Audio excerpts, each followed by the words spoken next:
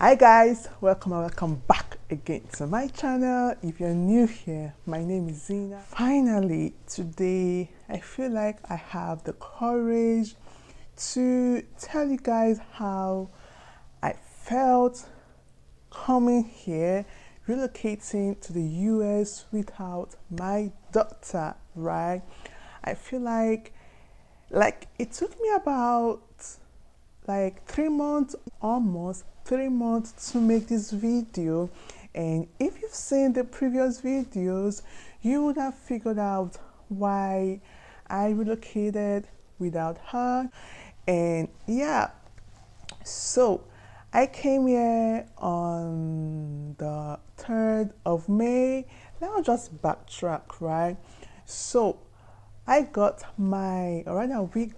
the interview date for November of last year. We got it in September, yeah, and then we had to do our medicals, and then after the medicals we went for the interview and all of that. And it was at the interview that I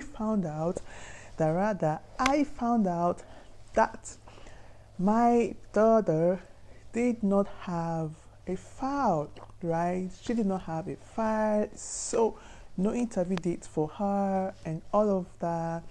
And that was when my trauma, that was when I started feeling bad, because I know how long it can take for someone to get an interview date, immigrant interview, right? And on that same interview day I was rejected, right? Now, after the interview, I was hopeful. I was really hopeful that she was going to get an interview date before our next interview appointment, and this was January 6th, and we started fighting for her. So I went for my next interview January 6th. At this point, I was so happy. I've received my own visa, but I was still sad. I kept asking myself, am I going to leave my daughter in Nigeria and relocate to the US? Every single day I had this in my mind. What if this, what if that?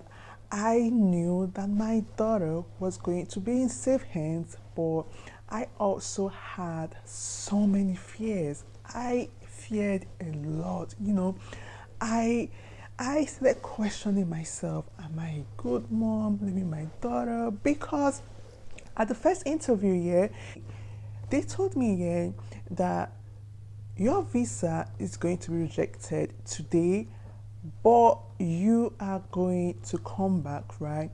When you have your document, you can come back for another interview, then we can continue your visa process, right? That's what they told me. And they asked me, do you want to wait for your daughters to be ready, or you want to start your own process? And I said, no, I have to wait. I cannot leave my daughter in Nigeria. I just said no. And they said, okay, that's fine, whatever you want, but just get your missing document and come back when you have them, right? So that was it. So after the interview, my husband, everyone told me that you should have not said no, especially my husband, that what if it takes another year for Ava, that's my daughter's name, right, to get a visa? What's going to happen? Blah, blah, blah, blah. That means we have to start fighting for you again. That was it, right? That was why I said, okay, you know what? Let's just do it. Let's just do it. And once, after 6 months, your medical will be expired, you need to pay another money. We paid almost 250,000 naira for that medical. So I'm just trying to sum up the amount we paid for it. We went back January 6th, and I received my visa in February, because they couldn't send it to where I was, so I had to travel to Lagos to get the visa and all of that. So we waited, right? We waited to see if they were going to send my daughter's visa interview date, right? That was why I relocated a week before the expiration of my own visa, right? So we waited, and that waiting period was nerve-wracking. You guys, it was nerve-wracking. Yeah, the only thing I did to kind of max it was creating videos and memories of her eating, playing, right? It kept me going, and I dreaded the day I was going to leave her. You guys, some nights when I'm by myself, I will cry, and I'm like, I cannot leave my 1-year-old daughter at home, even though I knew she was going to be safe. And but like you all know, the day must come. The day must come, right? So the night before was very traumatic for me. Like, when the day came, I tried to max it so she doesn't feel bad or mommy is sad and all of that. And I told my parent that she has to come with us. She has to come with us to the airport. And when we got there, we started saying our goodbyes. And when I gave her to my mom and rode my bus, she started crying. I could hear her cry when I entered the airport. They couldn't let them go into the airport with me. And immediately I heard her cry, I almost started crying, but I did not want to cry because I needed to be strong, right? I was going to fly a 14-hour flight. I felt an empty vacuum in my heart. I felt like they've taken my daughter away from me. So the first day I came back, I was with my husband. I didn't really feel it that much, but at night I'll feel it, and then I'll cry, silent cry, just in my mind, because I didn't want him to know that I'm crying and all of that. And when he went to work, I was alone in the house, and that was when I started missing her. I started crying. I didn't have any video of me crying because I felt like it is not what people would love to see, and it's kind of my private space. I couldn't do things that I wanted to do.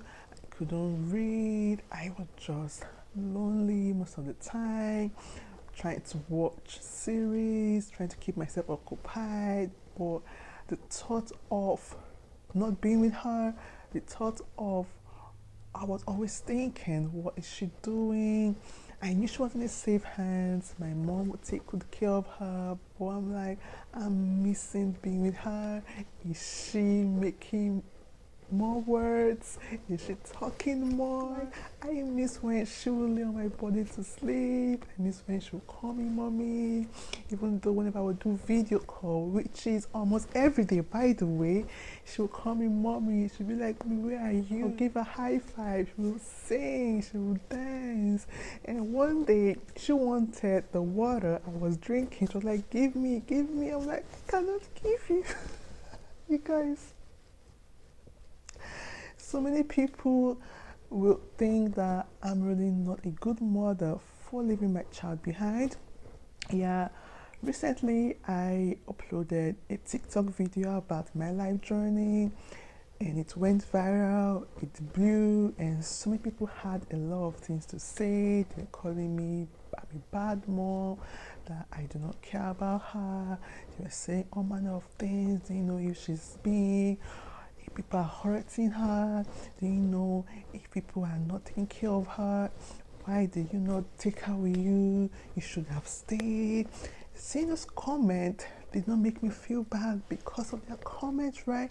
It made me feel bad because of what I've passed through, because of what I've been through, right? And I told myself, are people so dumb? Are they stupid not to know that it is really hard for this woman living without a child? I have never lived apart from my own child for 24 hours. 24 hours is too long, for 8 hours, and this is because she's in school, right? It's so sad. Every single day I feel sad that I'm not with her, right? Yesterday I thought of her. I think of her every single time I watch the videos that we have right from when she was born, the videos I created before I came here. I miss her so much. I just want to hold her book. Just can't. I should stop making this video right now. I cannot wait to be with her, right? This is why I didn't want to make this video, because I know that I was going to get emotional. So I'm going to end this video right now. I cannot wait to be with her, right? And I cannot wait for the day we are going to fly, the 14-hour flight to be here, right? Thank you so much for watching. If you did watch up till now, thank you so much. I'm going to see you guys in my next video. Bye.